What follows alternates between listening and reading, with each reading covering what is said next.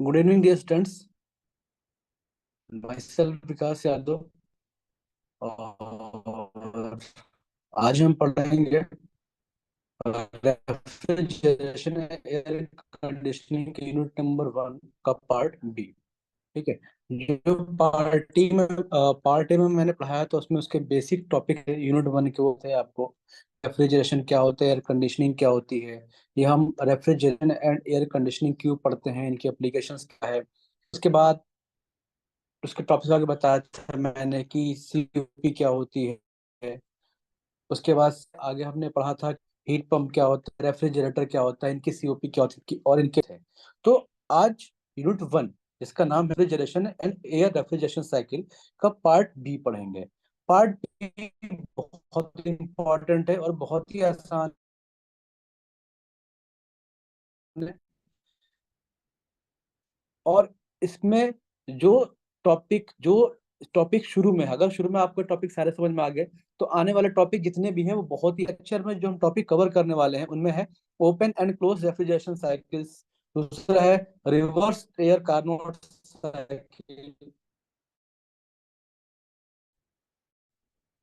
तीसरा टॉपिक है बेल कॉलमन और reverse joule air refrigeration cycle. Next topic हम पढ़ेंगे need of air craft refrigeration cycle पढ़ेंगे, बूट स्ट्रैप जनरेशन, फिर regenerative cycle, reduced ambient cycle, last में पढ़ेंगे तो ये सारे टॉपिक्स हम इन बेसिस पे जो न्यूमेरिकल यूनिवर्सिटी में आए हुए हैं उनको भी हम कवर करेंगे। तो टॉपिक स्टार्ट करने से पहले देख लेते हैं कि आज जो हम टॉपिक कवर करने वाले हैं उनके जा रहे हैं। पहला क्वेश्चन है enumerate the classification refrigeration systems and differentiate between a simple aircraft refrigeration system and a boot strap refrigeration system. Compare the very cooling system used to aircraft on the basis of data.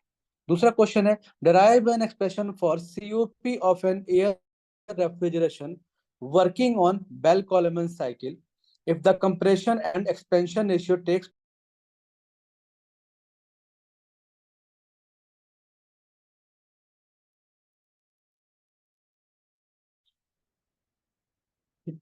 और इसके बाद जो next question है वो है explain with the NEET sketch the working of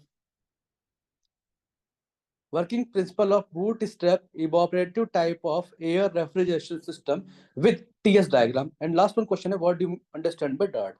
तो ये चार क्वेश्चंस है जो लगातार पूछे जा रहे हैं पेपर्स में और इनके अलावा भी और भी क्वेश्चंस हैं जो कि आने वाले टॉपिक्स में कवर किए जाएंगे। सो स्टार्ट करते हैं टॉपिक जिसका नाम है एयर रेफ्रिजरेशन साइकिल। तो एयर रेफ्रिजरेशन साइकिल होती क्या है, देखो एयर रेफ्रिजरेशन साइकिल्स वो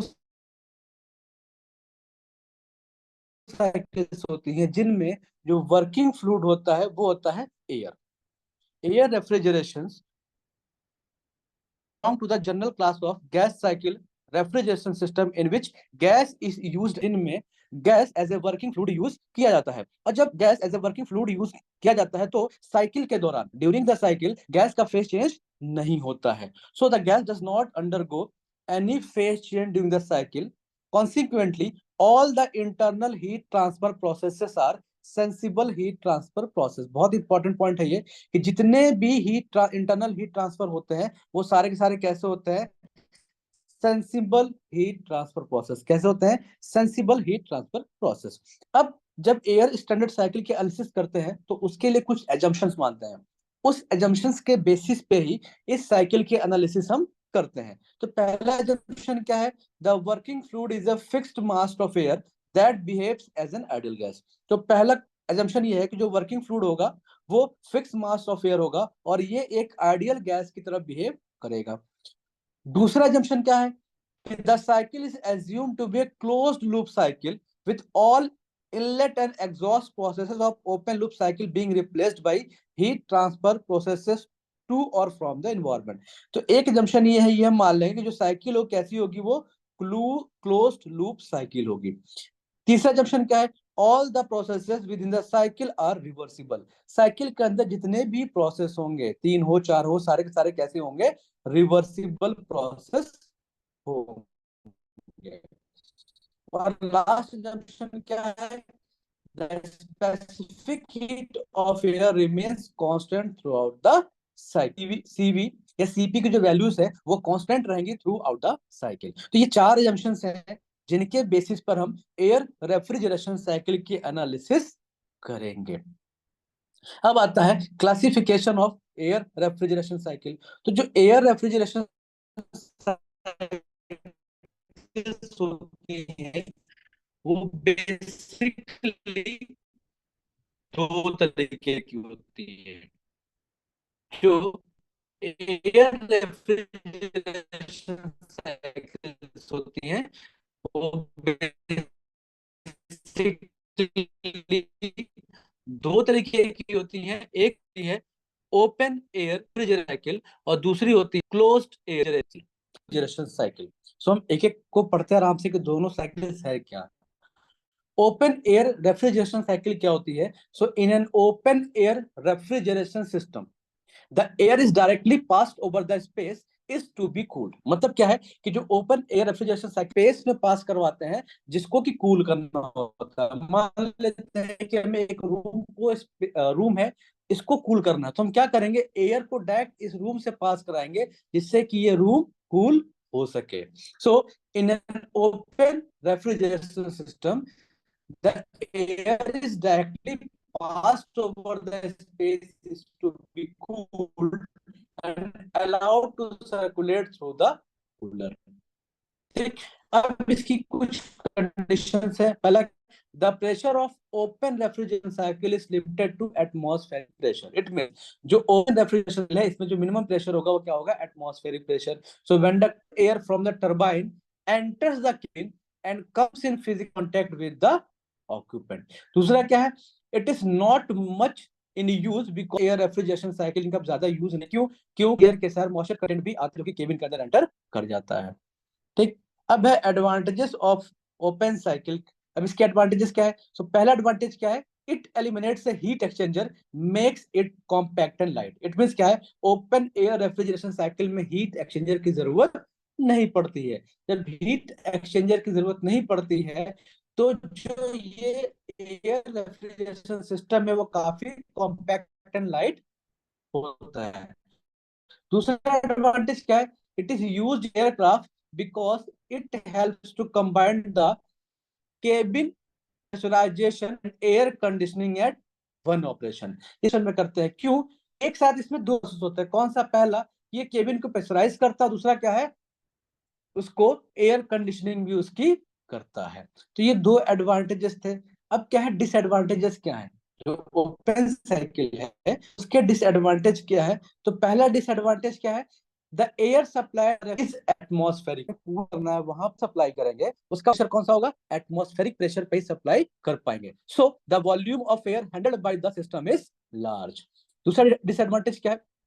cause smoke formation at the outlet of turbine because of moisture added in the cabin। अब क्या होता है? केबिन के अंदर मॉइस्चर ऐड होता है, इससे क्या होता है? जो टरबाइन का आउटलेट होता है वहां पर फॉग का फॉर्मेशन होता है। So a driver must be use before the turbine. इसलिए क्या करते हैं? टरबाइन के पहले ड्राइवर को यूज करते हैं जिससे कि ये फॉग का फॉर्मेशन ना हो। But the size and capacity of the dryer put limitation to use of this method. जो दूसरी साइकिल है वो है क्या है? क्लोज्ड एयर रेफ्रिजरेशन साइकिल, जिसको कि हम डेंस साइकिल भी बोलते हैं। दूसरी क्या है? क्लोज्ड एयर रेफ्रिजरेशन साइकिल, जिसको कि हम डेंस साइकिल बोलते हैं।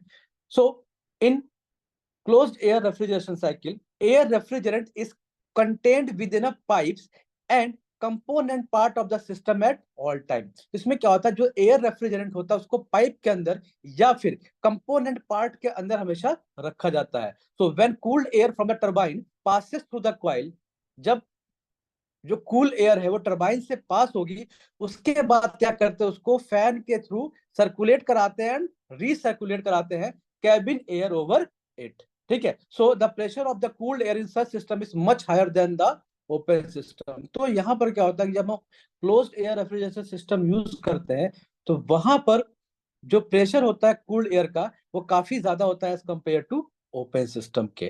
ठीक, अब इसके एडवांटेजेस क्या है भाई? जो क्लोज एयर रेफ्रिजरेशन सिस्टम्स का एडवांटेज क्या है? पहला एडवांटेज तो यही है, increases pressure in the cycle and reduce volume to handled by the compressor as well as turbine. तो पहला एडवांटेज क्या है? क्योंकि प्रेशर ज्यादा होता है इसमें, कि प्रेशर को इंक्रीज कर सकते हैं, तो हमें कम वॉल्यूम को हैंडल करना पड़ता है by the compressor as well as turbine. So the size of compressor and turbine are reduced. अगला इसका एडवांटेज क्या है? Reduced compression ratio. इसमें कंप्रेशन रेशियो को भी रिड्यूस कर देते हैं, जिससे कि क्या होता है, इसका सीओपी इंक्रीज कर जाता है। अगला जो एडवांटेज वो क्या है? Practically therefore it is the closed air refrigeration system which is employed in actual practice. तो एक्चुअल प्रैक्टिस में जो हम है वो क्लोज्ड एयर रेफ्रिजरेशन सिस्टम का ही यूज करते हैं। तो ये था बेटा कि open and closed air refrigeration cycles क्या होती हैं। ठीक, अब नेक्स्ट है reverse Carnot cycle. Reverse Carnot cycle क्या होती है? तो basically reverse Carnot cycle is an ideal refrigeration cycle for constant temperature, external heat source and heat sinks. तो होता है क्या कि रिवर्स कार्नोट साइकिल क्या है? एक रेफ्रिजरेशन साइकिल के लिए एक आइडियल साइकिल है ना। रेफ्रिजरेशन साइकिल क्या है? आइडियल साइकिल है, जिसका कि पीवी और टीएस डायग्राम देखो यहाँ पर शो करा हुआ है। यहाँ पर पीबी एंड टीएस डायग्राम मतलब pressure volume diagram and temperature entropy diagram show है यहाँ पर। अब इस रिवर्स कार्नोट साइकिल में 4 प्रोसेस होते हैं। पहला प्रोसेस क्या होता है? 1 to 2। ठीक है, अब एक ही ध्यान रखना, जितने भी रिवर्स प्रोसेस, रिवर्स कार्नोट क्यों बोल रहे हैं, देखो कि जितने भी एयर रेफ्रिजरेशन साइकिल है वो सारी की सारी क्या है? हीट एब्सॉर्बिंग, ये work absorbing device. It means क्या है? जितने भी रेफ्रिजरेशन साइकिल है वो क्या है? उनमें वर्क देना पड़ता है। क्या करना पड़ता है? वर्क देना पड़ता है। तो जितने भी ये एयर रेफ्रिजरेशन साइकिल है, ये सारी साइकिल्स होती है, इन्हें चलाने के लिए इनमें वर्क देना पड़ता है, और जिसमें वर्क प्रोड्यूस होता है वो सारी कैसे चलती हैं? क्लॉकवाइज। तो प्रोसेस 1 से 2 क्या है? Reversible adiabatic compression in compressor. तो 1 से 2 क्या होगा? Reversible adiabatic compression in compressor. देखो पीवी डायग्राम पे यहाँ शो कर रहा है और टीएस डायग्राम पर यहाँ पर शो कर रहा है। तो क्या है रिवर्सिबल एडियाबेटिक? रिवर्सिबल एडियाबेटिक का मतलब क्या होगा? Isentropic process. आइसेंट्रोपिक प्रोसेस का मतलब क्या है? ड्यूरिंग प्रोसेस 1 to 2 एंट्रोपी क्या रहेगी? कांस्टेंट। तो देखो बेटा प्रोसेस 1 to 2, देखो 1 से 2 पे क्या है? एंट्रोपी क्या है? कांस्टेंट। प्रोसेस 2 to 3 क्या है? रिवर्सिबल आइसोथर्मल हीट रिजेक्शन इन कंप्रेशन। तो प्रोसेस 2 से 2 क्या है? Reversible isothermal heat exchange, heat rejection. तो आइसोथर्मल प्रोसेस वो प्रोसेस होता है जिसमें टेम्परेचर क्या रहता है? कांस्टेंट। तो देखो 2 से 3 पे टेम्परेचर क्या है? कांस्टेंट। अगेन प्रोसेस 3 to 4 है reversible adiabatic expansion in turbine. क्या है? Reversible adiabatic in expansion in turbine. अब रिवर्सिबल एडियाबेटिक का मतलब आइसेंट्रोपिक। अगर आइसेंट्रोपिक प्रोसेस होगा तो एंट्रोपी क्या होगी? कांस्टेंट। क्या होगी? एंट्रोपी क्या होगी? कांस्टेंट। तो देखो 3 to 4 क्या है? आइसेंट, एंट्रोपी क्या है यहाँ पर? Constant. Then process 4 to 1 reversible isothermal heat absorption. तो 4 to 1 में क्या होगा? हीट ऐड होगा। जब हीट ऐड होगा वहां पर तो उसकी एंट्रोपी क्या करेगी? इंक्रीज करेगी। देखो 4 to 1 में क्या हो रहा है? एंट्रोपी इंक्रीज कर रही है, और आइसोथर्मल प्रोसेस तो टेम्परेचर क्या रहेगा? कांस्टेंट। तो basically there are 4 processes in reverse Carnot cycle. पहला क्या है? Reversible adiabatic compression. दूसरा है रिवर्सिबल आइसोथर्मल हीट रिजेक्शन। तीसरा है रिवर्सिबल एडियाबेटिक एक्सपेंशन। चौथा है रिवर्सिबल आइसोथर्मल हीट एब्जॉर्प्शन। अब इसकी हम एनालिसिस करेंगे कि सीओपी कैसे फाइंड आउट करेंगे फॉर रिवर्स कार्नोट साइकिल। सो देखो अब प्रोसेस 1 से 2 क्या था? Isentropic compression process. तो आइसेंट्रोपिक कंप्रेशन में क्या होगा? जब कंप्रेस करेंगे वहां पर एयर को, तो कंप्रेस करने पे क्या होगा? प्रेशर और टेम्परेचर दोनों ही इंक्रीज करेंगे, बट स्पेसिफिक वॉल्यूम क्या होगा? डिक्रीज करेगा। So during this stage, air is compressed isentropically. Pressure and temperature increases, and the specific volume of decreases. So during isentropic compression, there is no heat exchanging takes place. 2 से 3 क्या है? Isothermal कम। तो after isentropic compression air again compress isothermally. इस समय क्या होगा? Heat reject होगी। जब हीट कितनी रिजेक्ट होगी तो Q2 to 3, क्यू प्रोसेस क्या है? 2 to 3, तो हीट रिजेक्शन कितना होगा? T3, क्योंकि टेम्परेचर क्या है? कांस्टेंट। T3S2 - S3 और is equal to T2S2 - S3। क्यों? क्योंकि जितना टेम्परेचर 2 पे है उतना ही टेम्परेचर 3 पर है। अगला एक्सपेंशन होगा तो वहां पर प्रेशर क्या होगा? रिड्यूस होगा, और टेम्परेचर भी क्या होगा? रिड्यूस होगा, बट उसकी स्पेसिफिक वॉल्यूम इंक्रीज हो जाएगा। जो अगला प्रोसेस था वो था आइसोथर्मल एक्सपेंशन प्रोसेस। तो आइसोथर्मल एक्सपेंशन जब होगा वहां पर, तो वहां पर करेगा, डिक्रीज करेगा और स्पेसिफिक इंक्रीज करेगा। 1 kilogram of air is given by Q1 क्या होगा? T4 प्रोसेस क्या है? 4 to 1, तो T4S1 - S4 is equal to T4S2 - S3, क्योंकि जितनी एंट्रोपी 1 पे उतनी 2 पे है, is equal to T1S2 - S3। तो हमने निकाल लिया यहाँ पर कितनी हीट रिजेक्ट हो रही है और कितनी हीट वहां पर एब्सॉर्ब हो रही है। तो सीओपी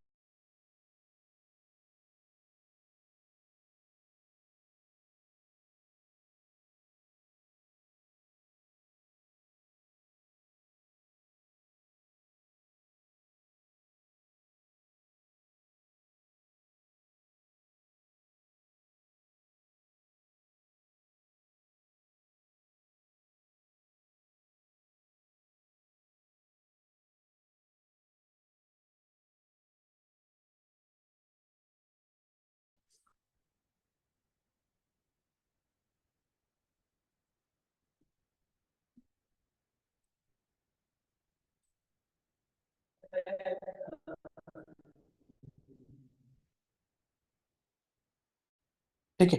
सो वर्क डन कितना होगा? Heat rejected minus heat absorb. ठीक है, तो हीट रिजेक्ट कितनी हो रही है? देखो T2S2 - S3, और हीट एब्सॉर्ब कितनी हो रही है? T1S2 - S1। इसको थोड़ा रीअरेंज करेंगे तो यहाँ पर इक्वेशन क्या बन जाएगी? निकाल लेंगे यहाँ पर सीओपी। ठीक है, तो सीओपी का फॉर्मूला क्या हो जाएगा? यहाँ पर heat absorb upon work done. Heat कितनी एब्जॉर्ब हो रही है? T1S2 - S3, और वर्क डन कितना हो रहा है? T2 - T1S2 - S3। ठीक है, जब इसको हम यहाँ पर सॉल्व करेंगे, देखो तो S2 - S3 ऊपर भी है नीचे भी, दोनों कैंसिल आउट हो जाएंगे, तो क्या मिलेगा? T1/T2 - T1। तो रिवर्स कार्नोट साइकिल की सीओपी कितना होगा? T1/T2 - T1। अब इसके बेसिस पर एक न्यूमेरिकल करेंगे, यहाँ पर बहुत आसान सा है। मैं न्यूमेरिकल आपको शुरू में दे दिया है, जिससे कि टॉपिक के साथ साथ न्यूमेरिकल करेंगे तो न्यूमेरिकल करना आसान हो जाएगा आपको, और इजीली समझ में भी आ जाएगा। सो क्वेश्चन ये है, आप लोग 10 सेकंड के लिए इस क्वेश्चन को देखिए। तो क्वेश्चन है, a machine working on a Carnot kelvin. इतने केल्विन पर, मतलब एक मशीन है जो कि कार्नोट साइकिल पे ऑपरेट कर रही है और 305 केल्विन और 260 केल्विन पे ऑपरेट कर रही है। तो हमें क्या निकालना है? इसकी सीओपी निकालनी है when it is operated at, कैसे? और रेफ्रिजरेटर मशीन की सीओपी निकालनी जब ये machine as a refrigerator use होगी, as a heat pump use होगी, और as a heat engine use होगी। तो बहुत ही आसान है, क्योंकि टेम्परेचर तो गिवन है। तो देखो इस केस में क्या है? टेम्परेचर साइकिल कितना है? तो T2 कितना गिवन है? 305 केल्विन, और T1 कितना है? 260 केल्विन। टेम्परेचर लिमिट गिवन है, तो T1 कितना है? 260 केल्विन, और T2 कितना है? 305 केल्विन। ठीक। अब हमने यहाँ पर रेफ्रिजरेटर मशीन की सीओपी क्या होगी? तो सीओपी ऑफ रेफ्रिजरेटर क्या होता है? T1 क्या होता है? T1 की वैल्यू और T2 की वैल्यू, यहाँ पर T1 की वैल्यू, तो सीओपी जाएगी 5.7 कितनी आएगी 0.7। इसी तरह से सीओपी पंप निकालेंगे।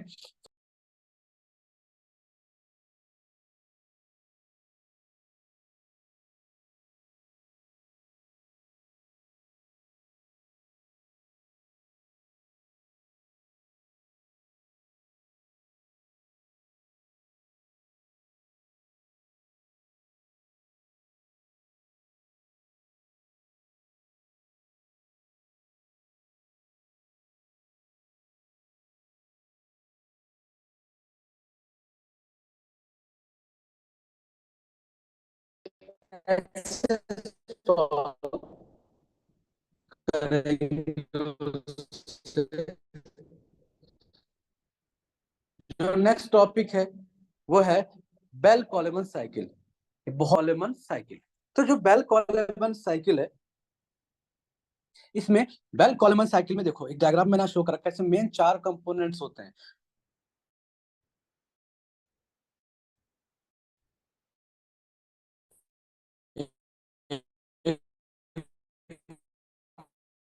यहाँ पर सर 4 कंपोनेंट टेक्निकली होंगे। यहाँ पर आपकी यहाँ से आवाज मतलब सही नहीं आ रही।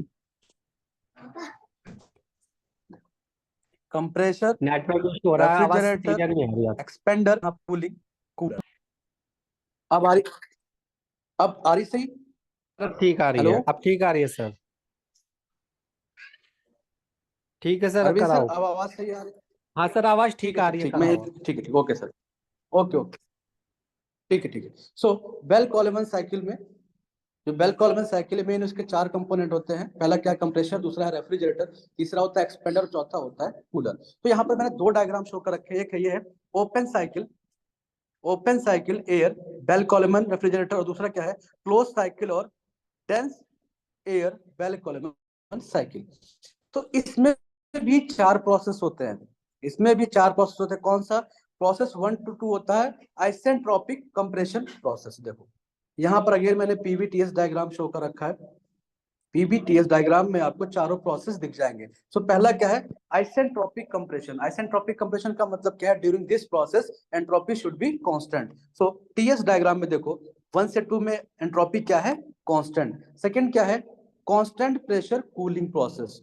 तो 2 से 3 पर क्या होगा? कांस्टेंट प्रेशर पे कूलिंग प्रोसेस होगा। तो 2 से 3 पर देखो पीवी डायग्राम में यहाँ पर प्रेशर क्या है? कांस्टेंट। यहाँ पर क्या है? प्रेशर क्या है? कांस्टेंट। देन प्रोसेस 3 to 4 वो है आइसेंट्रोपिक एक्सपेंशन प्रोसेस। जब आइसेंट्रोपिक एक्सपेंशन होगा तो यहाँ पर एंट्रोपी क्या होगी? कांस्टेंट। तो ड्यूरिंग प्रोसेस 3 to 4 एंट्रोपी क्या है? कांस्टेंट है। एंड अगेन प्रोसेस 4 to 1 क्या है? Constant pressure expansion process. तो देखो प्रोसेस 4 to 1 पे प्रेशर क्या है? कांस्टेंट है, और यहाँ पर क्या होगा? एक्सपेंशन प्रोसेस होगा। ठीक है, basically there are 4 process in Bell Coleman cycle. पहला क्या है? आइसेंट्रोपिक कंप्रेशन प्रोसेस, दूसरा है कांस्टेंट प्रेशर कूलिंग प्रोसेस, तीसरा है आइसेंट्रोपिक एक्सपेंशन प्रोसेस, और चौथा है कांस्टेंट प्रेशर एक्सपेंशन प्रोसेस। ये चारों प्रोसेस को मैंने पीवीटीएस डायग्राम पे यहाँ पर शो कर रखा है। अब बेल कॉलेमन साइकिल में हम क्या निकालेंगे? यहाँ पर इसकी सीओपी। जैसे अभी हमने रिवर्स कार्नोट साइकिल पे सीओपी निकाली थी, वैसे ही बेल कॉलेमन साइकिल के लिए क्या निकालेंगे? सीओपी। ठीक है, सो सीओपी निकालना बहुत आसान है। देखो पहला प्रोसेस क्या है? During isentropic compression no heat transfer takes place. यहाँ पर कोई भी हीट ट्रांसफर नहीं होगा। जब यहाँ पर जब कंप्रेशन होगा तो प्रेशर इसका आइसेंट्रोपिक जब कंप्रेशन करेंगे तो ड्यूरिंग कंप्रेशन जब प्रेशर इंक्रीजेस फ्रॉम 1 to 2, मतलब क्या? इसका प्रेशर इंक्रीज करेगा। देखो 1 से 2 में प्रेशर क्या कर रहा है? इंक्रीज कर रहा है from P1 to P2, and temperature increases from T1 to T2। देखो यहाँ पे टेम्परेचर इंक्रीज कर रहा है T1 to T2 during process 2 to 3। It means वो प्रोसेस क्या है? Constant pressure cooling process. Constant pressure cooling process का मतलब क्या है? कि कांस्टेंट प्रेशर पर कूलिंग होगी। कूलिंग का मतलब क्या है? कि हीट रिजेक्शन होगा। तो हीट रिजेक्शन कितना होगा? Q223 Cp T2-3। हमने यहाँ पर Cp लिया, क्यों? क्योंकि जो हीट रिजेक्शन किस पर हो रहा है? एट कांस्टेंट प्रेशर पे। सो Q223 क्या हो जाएगा? Cp T2-T3। Again process 3 to 4 क्या है? Isentropic expansion. In isentropic expansion no heat transfer takes place. And the air expand isentropically in expander cylinder. यहाँ पर क्या होगा, एक्सपेंडर के अंदर यहाँ पर क्या होगा, एक्सपेंशन प्रोसेस होगा। So during the expansion the volume increases and the pressure reduces. जो नेक्स्ट, अब एक्सपेंडर के बाद से कौन सा डिवाइस लगा था यहाँ पर, देखते हैं यहाँ पर देखो, ये था एक्सपेंडर, और एक्सपेंडर के बाद कौन सा डिवाइस लगा यहाँ पर, कूलर। तो कूलर में क्या होगा, तो प्रोसेस 4 to 1 में क्या होगा, यहाँ पर कांस्टेंट प्रेशर एक्सपेंशन। जब कांस्टेंट प्रेशर एक्सपेंशन कराएंगे यहाँ पर, तो यहाँ पर हीट क्या होगी, एब्सॉर्ब होगी। So heat transfer from the refrigerator to air, that temperature increases from T4 to T1. So during this process, heat absorbed by air per kilogram is given by Q, process क्या है 4 to 1, तो Q 4 to 1 Cp T1 minus T4, Cp T1 minus T4। हमें क्या निकालना, COP. COP का formula क्या होता है, heat absorbed upon work done, heat absorbed upon work done. हमें क्या निकालना है, work done. So work done का फॉर्मूला क्या होगा, heat rejected minus heat absorb. Heat rejected कितनी हुई है, Cp T2 माइनस T3, और हीट एब्जॉर्ब कितनी हुई है, Cp T1 माइनस T4। सो हमें यहां से निकल गया, देन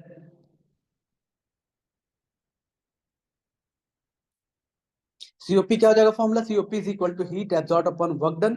हीट कितनी एब्जॉर्ब हुई है, Cp T1 माइनस T4, और वर्क डन कितना हुआ, C4 T2 minus T3 minus Cp T1 minus T4। ऊपर देखो Cp और नीचे दोनों में Cp कॉमन है, कैंसिल आउट हो जाएंगे, तो क्या बचेगा, T1 minus T4 upon T2 minus T3 minus T1 minus T4। But again we know that T2 upon for isentropic process, T2 upon T1 is equal to T3 upon T4, है ना। Process 1 to 2 and 3 to 4 कैसे हैं, isentropic process है। तो isentropic process पे जब हम temperature scale लगाते हैं, तो वहां पर एक फॉर्मूला बनता है, T2 upon T1 is equal to T3 upon T4। इसको थोड़ा सा रीअरेंज करेंगे तो इक्वेशन क्या बनेगी, T2 upon T3 is equal to T1 upon T4। ठीक, अब हम क्या करेंगे, देखो यहां से T4 को कॉमन लेंगे। जब यहां से T4 कॉमन लेंगे तो क्या हो जाएगा, T4 in bracket T1 upon T4 minus 1, और नीचे यहां से T3 कॉमन ले लेंगे तो क्या जाएगा, T2 अपॉन T3 माइनस 1, और अगेन यहां से T4 कॉमन ले लेंगे तो क्या जाएगा, T1 अपॉन T4 माइनस 1। ठीक, अब इसको थोड़ा सा हम सॉल्व करेंगे। जब सॉल्व करके इस वैल्यू को हम यहाँ पर पुट करेंगे, जब इसको थोड़ा सा हम यहाँ पर सॉल्व करेंगे और वैल्यू को पुट करेंगे यहाँ पर, तो देखो क्या हो जाएगा, ये सीओपी कितनी आ जाएगी, T4 upon T3 minus T4। क्या आ जाएगी COP, T4 upon T3 minus T4। अब T4 को नीचे ले आओ तो क्या हो जाएगा, 1 upon T3 upon T4 minus T4 upon T4, cancel out हो जाएगा, तो क्या बचेगा, 1 upon T3 upon T4 minus T1। अब अगेन यहाँ पर जो T2 upon T1 is equal to क्या होता है, P2 अपॉन P1 की power gamma minus 1 over gamma, और T3 अपॉन T4 क्या is equal to P3 upon P4 की power gamma minus 1 over gamma. तो यहाँ पे क्या करेंगे, T3 अपॉन T4 की वैल्यू पुट करेंगे, वो किसके इक्वल है, P3 अपॉन P4 की power gamma minus 1 over gamma. तो क्या इक्वेशन में यहाँ पे जब इस वैल्यू को पुट करेंगे तो हमें जो इक्वेशन मिलेगी वो मिलेगी 1 अपॉन P3 अपॉन P4 की power gamma minus 1 over gamma minus 1 is equal to 1 upon P2 upon, क्योंकि P3 is equal to P2 है और P4 is equal to P1 है, क्योंकि दोनों में कांस्टेंट प्रेशर प्रोसेस है। सो क्या हो जाएगा, 1 अपॉन P2 अपॉन P1 की power gamma minus 1 over gamma minus 1, और जो P2 अपॉन P1 होता है वो किसके इक्वल होता है, RP के, जिसको हम क्या बोलते हैं, एक्सपेंशन रेशियो। तो सीओपी कितना मिल जाएगा हमें यहाँ पर, वो मिल जाएगा COP is equal to 1 upon R P की power gamma minus 1 over gamma minus 1। तो जो बेल कोलेमन साइकिल है, जिसको कि रिवर्स जूल साइकिल भी बोलते हैं, उसकी सीओपी का फॉर्मूला क्या है, 1 अपॉन आरपी की power gamma minus 1 over gamma minus.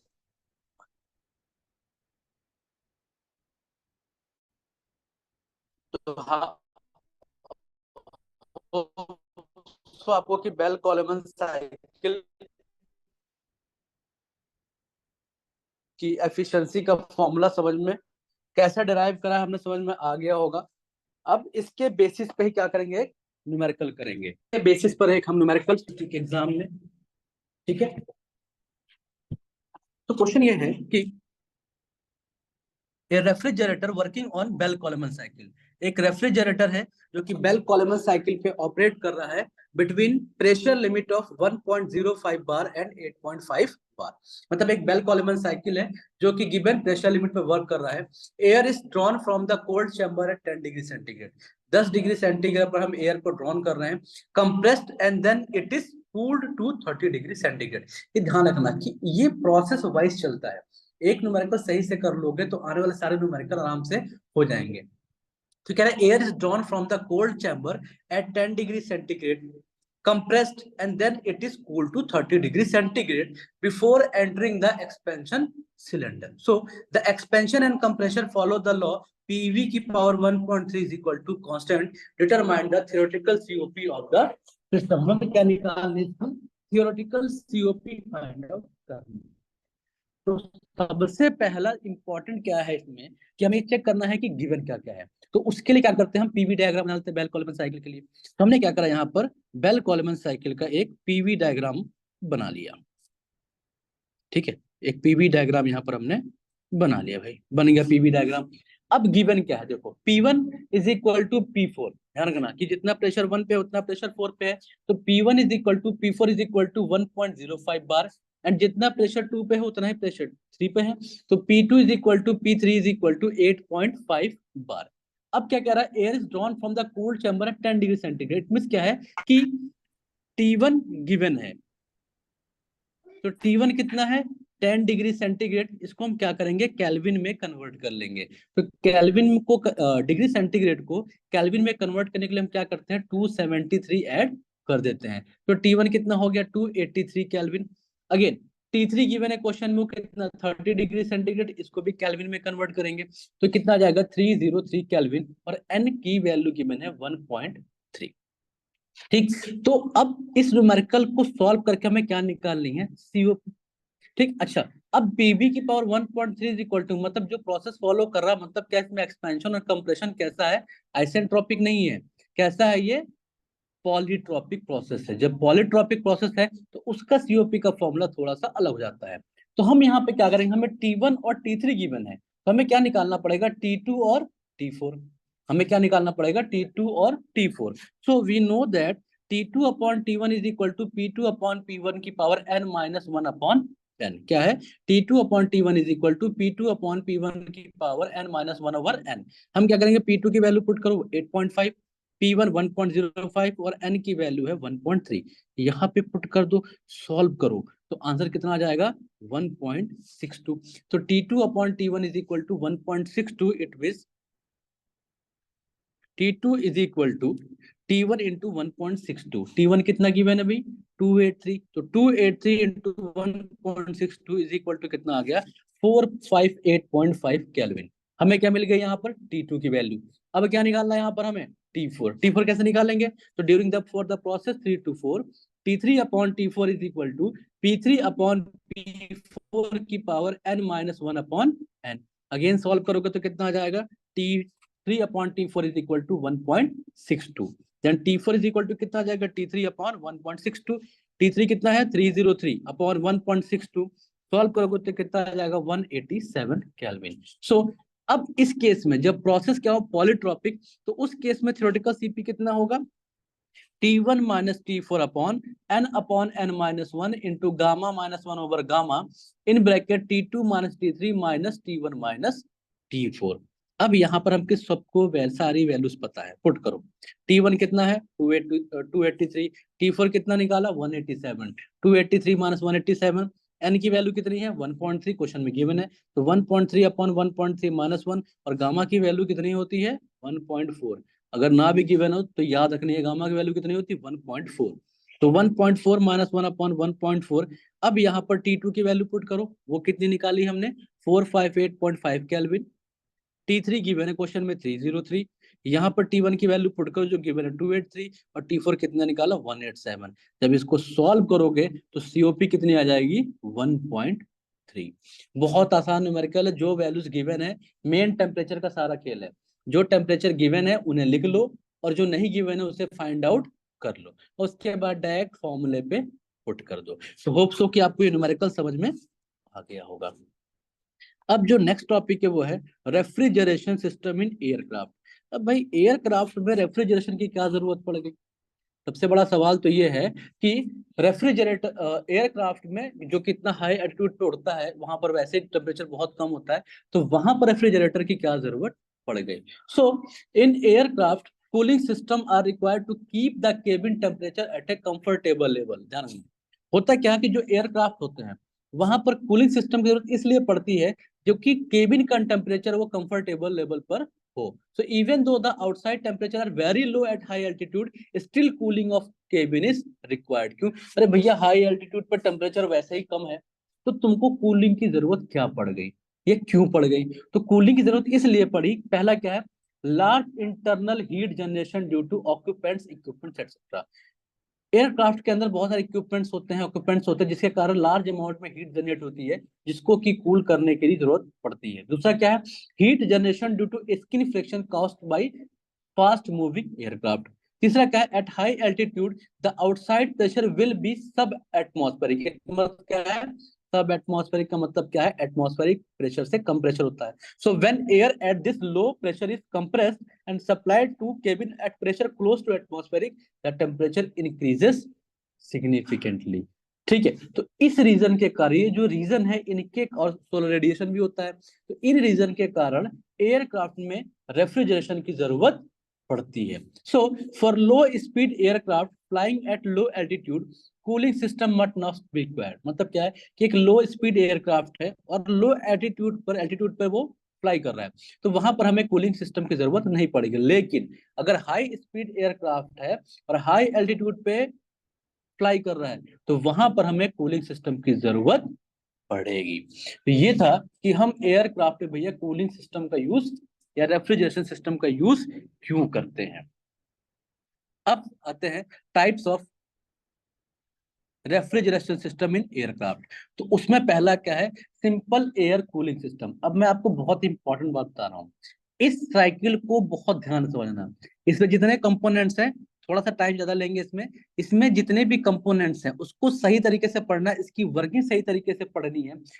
अगर ये आपको समझ में आ गई तो आने वाले जितनी भी साइकिल है वो बहुत ही आसान है। एक एक कंपोनेंट ऐड करेंगे, उनकी वर्किंग ऐड करेंगे और वो समझते हुए चले जाएंगे। तो in simple air cooling system, अब simple air cooling system main components कौन कौन से होते हैं? Gas turbine, main compressor, combustion chamber, heat exchanger और कूलिंग टरबाइन, ये मेन कंपोनेंट्स होते हैं। अब ये वर्क कैसे करता है भाई, अब समझने वाला है। देखो, so the a simple air cooling system is shown in the figure, जैसा कि फिगर में दिखा रखा है। The main component of this system are, क्या है, main compressor, gas turbine, heat exchanger, cooling turbine and cooling air fan. तो ये सारे क्या हैं, इसके ये मेन कंपोनेंट्स हैं। ठीक, अब बात आ रही है कि कूलिंग के लिए हम एयर, जो रेफ्रिजरेशन सिस्टम है, रेफ्रिजरेशन सिस्टम के लिए एयर कहाँ से लेते हैं? तो देखो, पहला क्या होता है, रैमिंग प्रोसेस। रैमिंग प्रोसेस का मतलब क्या है कि जो बाउट साइड एयर है वो क्या होती है, वो रैमिंग प्रोसेस के थ्रू अंदर आती है। कहां पर आती है, कंप्रेसर पे आती है। तो the air required for refrigeration system is blade off from the main compressor. ठीक है, तो हम क्या करेंगे, जो रेफ्रिजरेशन के लिए जो एयर की जरूरत होगी वो कहाँ से लेंगे, हम मेन कंप्रेसर से। जब मेन कंप्रेसर से जब एयर लेंगे तो पहला प्रोसेस 1 से 2 क्या हुआ, देखो यहाँ पर रैमिंग प्रोसेस। तो प्रोसेस देखो यहाँ पे समझना पड़ेगा बहुत ध्यान से। प्रोसेस 1 से 2 क्या है, रैमिंग प्रोसेस। तो रैमिंग प्रोसेस क्या है, तो यहाँ पर जो एयर है, जो एटमॉस्फेरिक एयर है, तो ड्यूरिंग रैमिंग प्रोसेस वो क्या होती है, कंप्रेस्ड होती है। So the ambient air is rammed isentropically from P1 T1 to P2 T2। It mean pressure P1 से P2 इंक्रीज करेगा और टेम्परेचर T1 से T2 इंक्रीज करेगा। और आइडियली देखो, इसको मैंने 1 से 2 पे शो कर रहा है, और एक्चुअल क्या शो होगा, यही एक्चुअल क्या शो होगा, ये देखो, एक्चुअल शो होगा 1 से 2 डैश, क्या शो होगा, 1 to 2 डैश। ठीक है, अब during this process, ideal ramming, during this process the total energy और इंथैल्पी रिमेन्स कांस्टेंट। इसका मतलब क्या है, H2 is equal to H dash और T2 is equal to T dash. ठीक, अब यहां पर हम निकालेंगे। अब मान लेते हैं कि जो एयरक्राफ्ट है उसकी वेलोसिटी कितनी है, v। जो एयरक्राफ्ट है उसकी वेलोसिटी कितनी है, v। So if v is the aircraft velocity और the velocity of air, relative to aircraft in meter per second, then kinetic energy outside air is given by, कितनी हो जाएगी kinetic energy इसकी,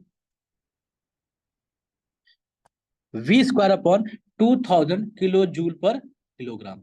So from energy equation we know that अब internal energy किसके बराबर होगी, क्योंकि एनर्जी क्या है कांस्टेंट, तो H2 minus H1 is equal to V2 square upon 2000. H2 कितना हो जाएगा, Cp T2 minus Cp T1 is equal to V square upon 2000. इसको यहाँ पर हम थोड़ा सॉल्व करेंगे, देखो थोड़ा सॉल्व करेंगे यहाँ पर. तो T2 इज इक्वल टू क्या हो जाएगा, T2 is equal to T1 plus V square upon 2000 Cp. ठीक, अब इस इक्वेशन को T1 से डिवाइड कर दो, तो T2 upon T1 is equal to 1 plus V square upon 2000 Cp into T1. और हमें पता है T2 इज इक्वल टू किसके, आइडियली किसके इक्वल होता है, T2 डैश के. तो T2 dash upon T1 is equal to 1 plus V square upon 2000 Cp T1. Again we know that Cp minus Cv is equal to क्या होता है, R, जिसको हम बोलते हैं mayor equation. Cp minus Cv is equal to क्या होता है, R. अब यहाँ से Cp को कॉमन ले लो, जब Cp को कॉमन ले लोगे तो क्या बचेगा, 1 minus Cv upon Cv is equal to R. और थोड़ा सा इसको सॉल्व करेंगे तो क्या मिल जाएगा, Cp 1 minus 1 upon gamma is equal to R. क्यों, Cp अपॉन Cv क्या होता है, गामा. सो नाउ अब हमें Cp की वैल्यू क्या मिल गई, Cp is equal to gamma R upon gamma minus 1. अब इस Cp की वैल्यू को हम क्या करेंगे, यहाँ पर पुट कर देंगे. जब यहाँ पे पुट करके हम सॉल्व करेंगे तो हमें क्या मिल जाएगा, T2 upon T1 is equal to T2 upon T1 is equal to T2 dash upon T1 is equal to 1 plus V square gamma minus 1 upon 2000 gamma R T1. अच्छा तो अंदर ठीक है, तो यहां से हमें T2 अपॉन T1 की वैल्यू मिल गई. Again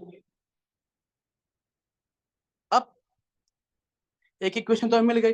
again it may be noted that when R is in joule पर किलोग्राम केल्विन, अगर R किसमें है, जूल पर किलोग्राम केल्विन पे है, जो ये इक्वेशन है थर्ड, इसको हम लिख सकते हैं,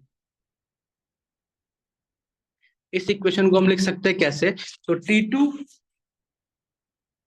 upon T1 is equal to T2 dash upon T1 is equal to 1 plus V square gamma minus 1 upon 2 gamma R T. ठीक है, तो हमें यहां से इसकी वैल्यू मिल जाएगी. तो इस इक्वेशन से हम T2 की वैल्यू, अगर T1 गिवन है तो हम T2 की वैल्यू या T2 डैश की वैल्यू को फाइंड आउट कर सकते हैं. अब प्रोसेस जो 2 to 3 है उसमें वो है, यहां समझने वाला है कंप्रेशन प्रोसेस. ठीक है, तो कंप्रेशन कैसे होगा, यहाँ पर the isentropic compression of air in the main compression is represented by the line 2 to 3. किसे शो करेंगे वहां पे, देखो इसमें समझना पड़ेगा, ये डायग्राम बहुत इंपॉर्टेंट है. ठीक है, तो एक सेकेंड, तो जो आइसेंट्रोपिक कंप्रेशन होगा शो किससे होगा, 2 to 3. क्या होगा, 2 to 3. और जो एक्चुअल होगा वो कैसे होगा, 2 to 3. तो the work done during this complete T3 minus T2. Again इसके बाद से एयर कहां पर आ रही है, कंबशन चैम्बर में. देखो कंबशन चैम्बर पे, तो यहाँ पर क्या होगा, कूलिंग प्रोसेस. तो the compressed air is cooled bye the ram air in the heat exchanger. देखो रैम एयर कहां पर है, heat exchanger. So the compressed air is cooled bye the ram air in the heat exchanger. This process is shown by 3 to 4. This process is shown by 3 to 4. So this, in actual practice, there is a pressure drop in the heat exchanger, so the temperature of air decreases from T3 to T4. So during this process, heat rejected in the heat exchanger is given by QR is equal to MACP T3 minus T4. उसके बाद जो 4 to 5 days process होगा वो होगा expansion process. 4 to 5 days क्या होगा, expansion process. So the cooled air now expanded isentropically in the cooling turbine by the curve 4 to 5. 4 to 5 क्या है, आइडियल, और 4 to 5 days क्या है, एक्चुअल. एंड 5 to 6 इसके बाद से कूलिंग फैन के बाद से ये कहाँ पे पहुंचेगी, कूलिंग एयर टू केबिन में। तो जो 5 to 6 प्रोसेस होता है वो होता है रेफ्रिजरेशन प्रोसेस। तो the air from the cooling turbine is sent to the cabin and cockpit where it gets heated by the heat of equipments and occupancy. तो जो ये एयर है कूलिंग टरबाइन के बाद हम कहाँ भेजते हैं, एयर टू केबिन। तो अब एयर कहाँ भेजेंगे हम, केबिन में भेजेंगे या कॉकपिट पे भेजेंगे, जहां पर ये हीट को गेन करेगी वहां पर। और इसको हम इस यहाँ पे, और इसको हम टीएस डायग्राम पे शो करते हैं 5-6 से। क्या शो करें, 5-6। तो यहाँ पर जो इफेक्ट होता है उसी को हम क्या बोलते हैं, refrigeration effect, and it is given by RE इज equal to MACP T6 - T5 dash. देखो यहाँ पर दिस वन, तो हम यहाँ पे क्या निकालेंगे इसका,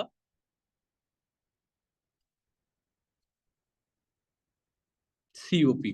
ठीक है। So if Q ton of refrigeration is the cooling load in the cabin, हम मान लेते हैं कूलिंग केबिन के अंदर जो कूलिंग लोड है वो Q टन है, and the air required for the refrigeration purpose MA is equal to 210 Q upon CP T6 - T5 dash kilogram per minute.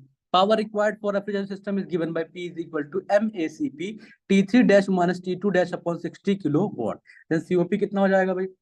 Then COP of refrigeration system is given by 210 Q upon MACP T3 dash minus T2 dash। तो यहां से हम क्या निकाल देंगे, इस system की COP। ठीक है। अब अगली जो साइकिल है वो है simple air evaporative cooling system. तो जो simple air evaporative cooling system है, ये सिंपल कूलिंग सिस्टम की तरह ही होती है, बस इसमें क्या करते हैं, हीट एक्सचेंजर और कूलिंग टरबाइन। देखो, हीट एक्सचेंजर और कूलिंग टरबाइन के बीच में क्या लगा देते हैं, इवोपरेटर। ये जो सिस्टम है simple air evaporative cooling system, ये सिमिलर होता है सिंपल कूलिंग सिस्टम के, बट यहाँ पे करते क्या है, हीट एक्सचेंजर और कूलिंग टरबाइन के बीच में क्या लगा देते हैं, इवोपरेटर। ठीक। So the evaporator provides an additional cooling effect through evaporator of a refrigerant such as water. तो ये क्या करेगा, जो इवोपरेटर होगा वो एक्स्ट्रा कूलिंग प्रोवाइड करता है। So at high altitudes the evaporative cooling may be obtained by using alcohol और अमोनिया। ठीक है। अब प्रोसेस क्या होंगे भाई इनके, देखो प्रोसेस कौन कौन से हैं। तो नॉर्मल प्रोसेस फिर हम देखते हैं इसमें प्रोसेस कौन से हैं। तो 1 से 2 क्या है, rhyming process, ideal ramming process. ठीक है। 1 to 2 डैश क्या है, एक्चुअल रैमिंग प्रोसेस। 2-3 क्या है, 2-2 क्या है, isentropic compression in compressor. And 2-3 dash क्या है, एक्चुअल कंप्रेशन। देन कंप्रेशन के बाद से एयर कहाँ जाएगी, हीट एक्सचेंजर में। तो 3-4 क्या है, कूलिंग इन हीट। 3-4 क्या है, cooling in heat exchanger. And देखो 4-4 डैश क्या है, 4-4 डैश क्या है, कूलिंग इन इवोपरेटर। क्या है, 4-4 डैश क्या है, कूलिंग इन इवोपरेटर। देन 4-5 क्या है, यहाँ पर cooling expansion in cooling turbine, ideal expansion in cooling turbine. And 4-5 dash क्या है, एक्चुअल एक्सपेंशन इन टरबाइन। और देन 5-6 क्या है, यहाँ पर देखो 5-6 क्या है, यहाँ पर रेफ्रिजरेशन प्रोसेस। मतलब क्या है कि यहीं पर रेफ्रिजरेशन इफेक्ट प्रोड्यूस होता है। देखो जो सिंपल एयर रेफ्रिजरेशन सिस्टम था बिल्कुल सिमिलर है, सारे प्रोसेस देखो बिल्कुल सिमिलर है, बट यहाँ पर क्या करा हमने, इवोपरेटर को ऐड कर दिया है। इसलिए मैंने बताया था कि एक साइकिल आप सही तरीके से समझ लेंगे तो आगे सारी साइकिल आपको समझ में आती हुई चली जाएगी।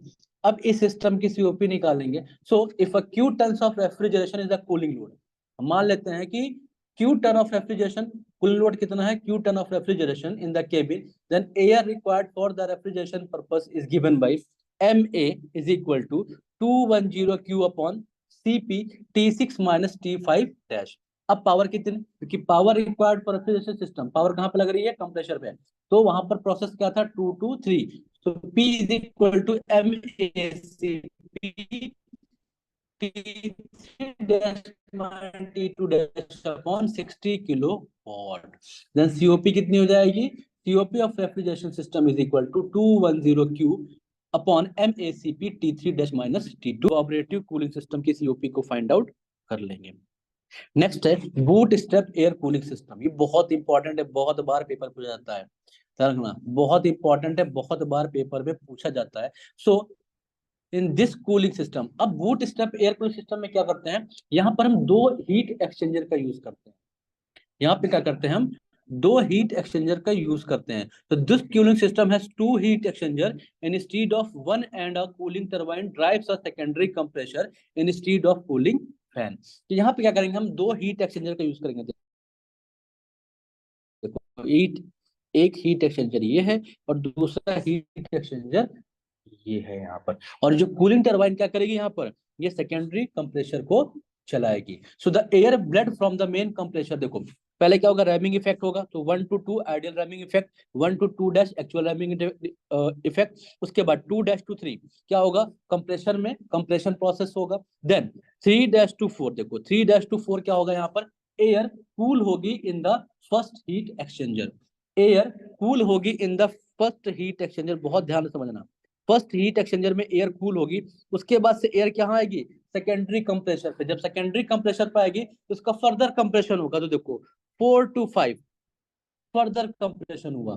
4 to 5 क्या है, आइडियल कंप्रेशर, और 4 to 5 डैश क्या है, एक्चुअल कंप्रेशन। देन उसके बाद ये कहाँ जाएगी, सेकेंडरी कंप्रेसर पे, सॉरी सेकेंडरी हीट एक्सचेंजर पे। तो वहां पर सेकेंडरी हीट एक्सचेंजर पे जाएगी तो वहां पर क्या होगा, कूलिंग प्रोसेस होगा। तो 5 डैश to 6 क्या है, कूलिंग प्रोसेस है। 5 डैश to 6 क्या है, कूलिंग प्रोसेस है। Then 6 dash to 7, 6 dash to 7 क्या हो जाएगा, again expansion in the cooling turbine. And 7 dash to 8 क्या होगा, रेफ्रिजरेशन इफेक्ट। तो ये थी बूट स्ट्रैप साइकिल। यहाँ पर क्या करते हैं हम, दो हीट एक्सचेंजर का यूज करते हैं। ठीक है, अब इसकी सीओपी निकालनी भाई, प्रोसेस कौन कौन से हैं इसमें। तो प्रोसेस 1 से 2 क्या है, isentropic ramming process. 2 dash to 3 क्या है, isentropic compression of air in the compressor. 3 dash to 4 क्या है, cooling process in first heat exchanger. Process 4 to 5 क्या है, isentropic compression of cooled air, secondary compressor. Then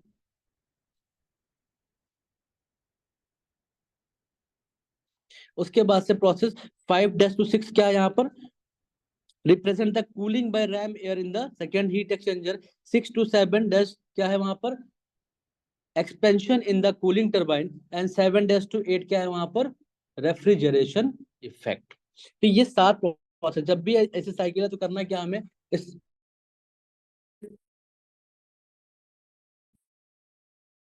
system को बनाना है, उसकी यहाँ पर के बाद सारे प्रोसेस लिख देने हैं। इस तरीके से बता रहा हूँ डिटेल। क्यू टर्न ऑन लेते हैं इसमें भी, केबिन के अंदर जो कूलिंग लोड है वो क्यू टर्न है।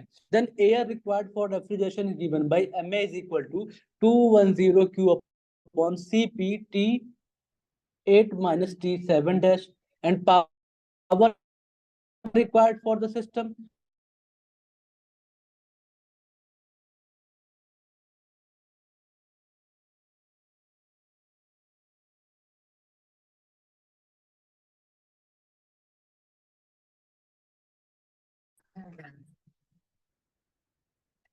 तो यहां से हम सीओपी निकालेंगे, सीओपी की वैल्यू कितनी हो जाएगी,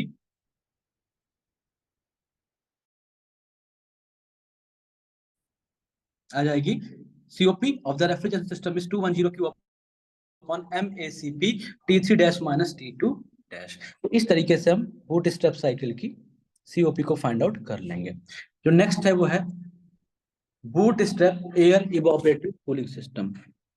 boot strap air evaporative cooling system. तो ये जो है एक्चुअल में ये बूट स्ट्रैप साइकिल की ही तरह है, बट यहाँ पर क्या करेंगे, यहाँ पर एक इवोपरेटर लगा लेंगे। तो a boot strap air cycle evaporative cooling system is shown in the figure. देखो यहाँ पर it is similar to the boot strap air cycle cooling system except that second heat exchanger and cooling turbine. तो यहाँ पे क्या करेंगे, देखो second heat exchanger,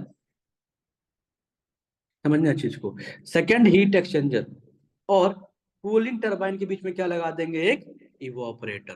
क्या लगा देंगे यहाँ पर, इवोपरेटर। इसका टीएस डायग्राम यहाँ पे समझो, जो यहाँ पे शो रखा है,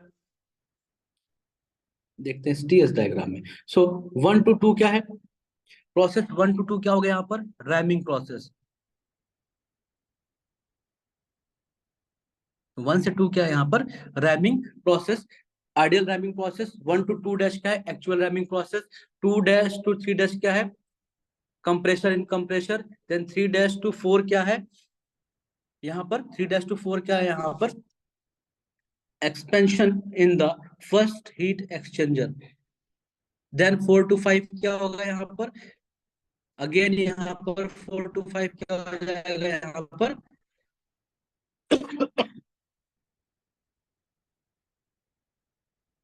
compression in the secondary compressor. Then 4 ideal, and then 4 to 5 dash to 5 double dash क्या हो जाएगा? expansion in secondary heat exchanger. Then 5 double dash to 6 हो जाएगा cooling in evaporator. Then 6 dash to 7 dash क्या हो जाएगा यहाँ पर? expansion in the cooling turbine. And 7 dash to 8 क्या हो जाएगा यहाँ पर? cooling effect. तो ध्यान रखना हमें मेन cooling effect कितना हो जाएगा? 7 dash to 8. अब बहुत आसान है, आपको चीजें समझ में आ रही होंगी। यहाँ पर अगेन हम मान लेते हैं कि Q टन क्या है? Cooling load in the cabin. Then air कितनी रिक्वायर्ड होगी? Ma is equal to 210 Q upon Cp T8 minus T7 dash. क्यों? क्योंकि जो रेफ्रिजरेशन इफेक्ट प्रोड्यूस हो रहा है वो 7 डैश टू 8 पे ही हो रहा है, मतलब प्रोसेस 7 to 8 में ही हो रहा है। पावर कितनी हो जाएगी? P is equal to MACP। Again power किसको देंगे हम? कंप्रेसर को चलाने के लिए। तो P is equal to MACP T3 dash minus T2 dash upon 60 kilowatt. COP कितनी हो जाएगी यहाँ पर? 210 Q upon MACP T3 dash minus T2 dash। जो नेक्स्ट है वो है reduced ambient air cooling system. जो नेक्स्ट है वो है reduced ambient air cooling system. इसको डायग्राम को ध्यान से देखिए बिल्कुल। Reduced ambient air cooling system. So in reduced ambient air cooling system, so reduce air ambient air cooling system as shown figure. This cooling system includes 2 cooling turbine and 1 heat exchanger. यहाँ पर क्या है? यहाँ पर क्या करा हमने? यहाँ पर 2 कूलिंग टरबाइन लगाई है और 1 हीट एक्सचेंजर लगा यहाँ पर। ध्यान रखना, ये सिस्टम इसलिए अलग है कि यहाँ पर हम क्या कर रहे हैं? अभी तक हम 2 हीट एक्सचेंजर लगा रहे थे, यहाँ पर क्या लगेंगी? 2 कूलिंग टरबाइन लगेंगी और 1 हीट एक्सचेंजर लगेगा। तो पहली कूलिंग टरबाइन ये है और दूसरी कूलिंग टरबाइन ये है। वर्किंग कैसे होती है? The air reduced from the refrigeration system is blade off from the main compressor. Then this high pressure and high temperature air is cooled initially in the first heat exchanger. In the heat exchanger the air from cooling is taken from the cooling turbine which lowers the high temperature of rammed air. अब इसके बाद से क्या होगा? जो cooling air होगी वो कहाँ होगी? हीट एक्सचेंजर से पास होगी through the second cooling turbine from where the air is supplied to the cabin. अब इसकी वर्किंग देख लो। यहाँ पर देखो प्रोसेस 1 से 2 क्या है यहाँ पर? प्रोसेस 1 से 2 क्या represent the isentropic rhyming of air and 1 to 2 just represent the actual ramming of air. Process 2 dash to 3 represent isentropic compression in the main compressor and 2 dash 3 dash represent actual compression of air. अब compressor के बाद से air कहाँ पहुंचेगी? यहाँ पर cooling turbine में। तो process 3 dash to 4 represent cooling of compressed air by ram air which after passing through the first cooling turbine is led to heat exchanger. Then the heat is passed through the heat exchanger. So process 4 to 5 represent isentropic expansion of air in the second cooling turbine up to the cabin pressure. So the actual expansion of air in the second cooling turbine is represented by the curve 4 to 5 dash. देखो 4 to 5 dash. Then the process 5 dash to 6 represent the heating of air up to the cabin temperature T6. तो ये था working of reduced ambient cooling system. इसकी COP जैसे हम अभी तक निकालते आ रहे हैं वैसे हम यहाँ पर इसकी सीओपी निकाल देंगे।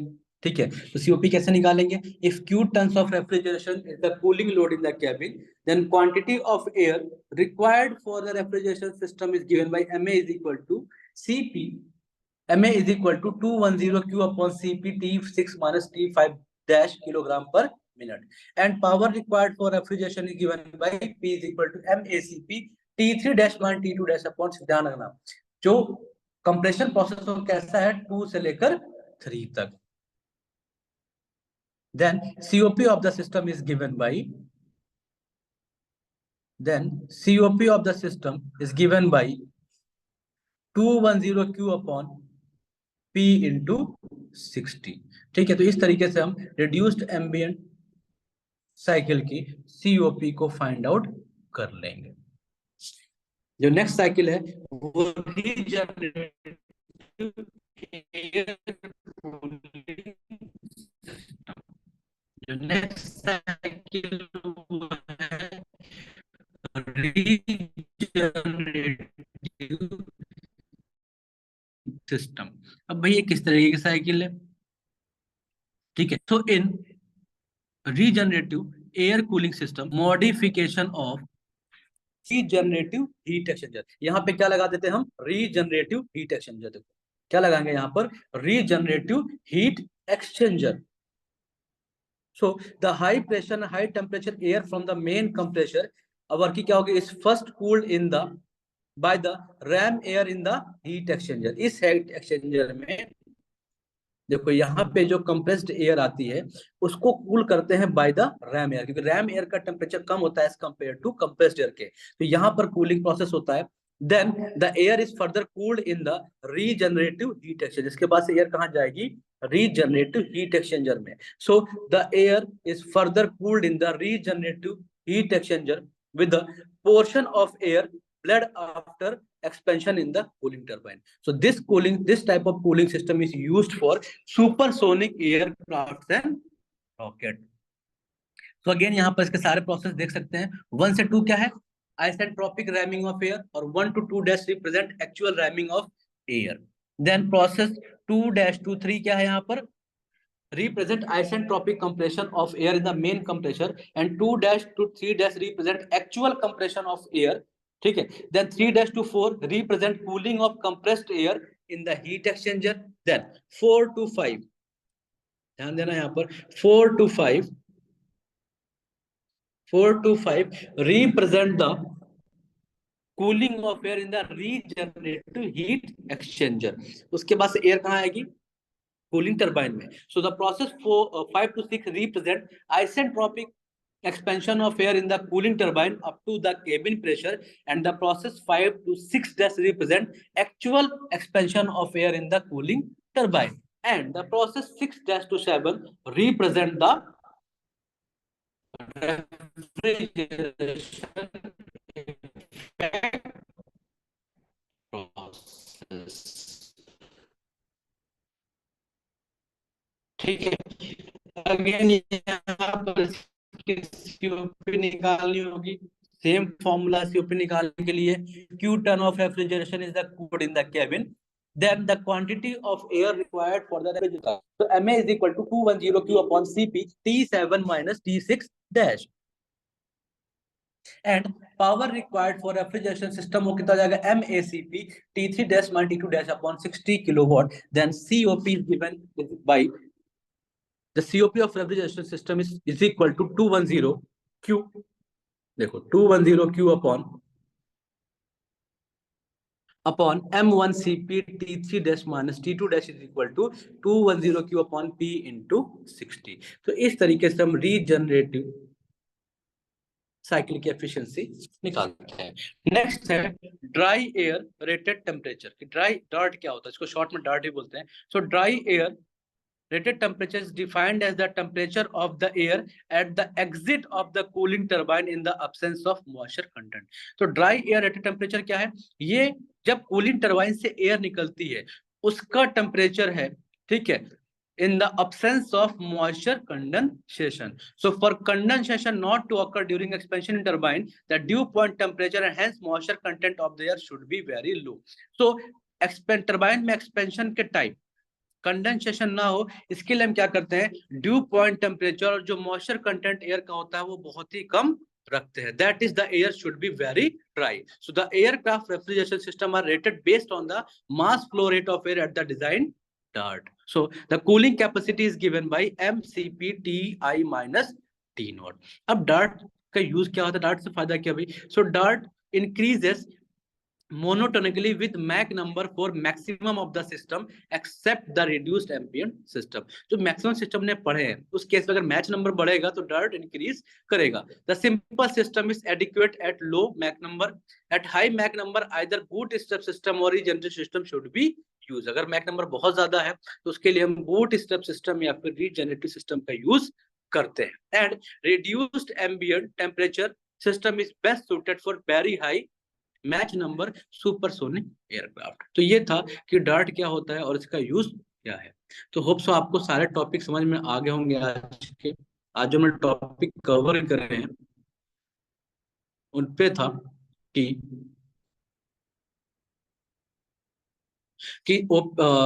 एयर रेफ्रिजरेशन सिस्टम क्या होता है, open and close refrigeration system क्या होता है, रिवर्स एयर कार्नोट साइकिल क्या होती है, बेल कॉलमन साइकिल क्या होती है, फिर एयरक्राफ्ट में रेफ्रिजरेशन की जरूरत क्यों पड़ती है. फिर हमने एयरक्राफ्ट रेफ्रिजरेशन सिस्टम की क्लासिफिकेशन में हमने सारी साइकिल्स पढ़ी. Then boot strap refrigeration system क्या होता है, रीजनरेटिव साइकिल क्या होती है, रिड्यूस्ड एम्बिएंट साइकिल क्या होती है, या फिर डार्ट क्या होता है. तो ये सारे आपने टॉपिक आज कवर करे हैं. होप सो आपको सारे टॉपिक समझ में आ गए होंगे. एक बार इसको दोबारा रिवीजन करेंगे तो आपके सारे टॉपिक क्लियर हो जाएंगे. Thank you.